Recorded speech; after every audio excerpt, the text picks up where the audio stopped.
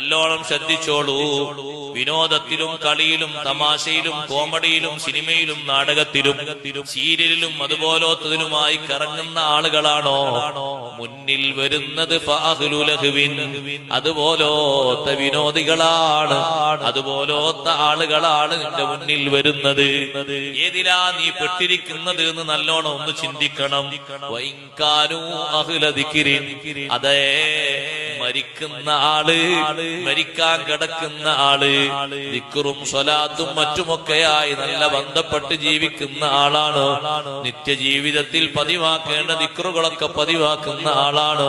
എന്നാൽ മുന്നിൽ വന്നിരിക്കുന്നവരോ നല്ല നല്ല മഹാന്മാരാണ്, സന്തോഷത്തോടെ ദിക്റ് ചൊല്ലാൻ പറ്റുന്നവരാണ്.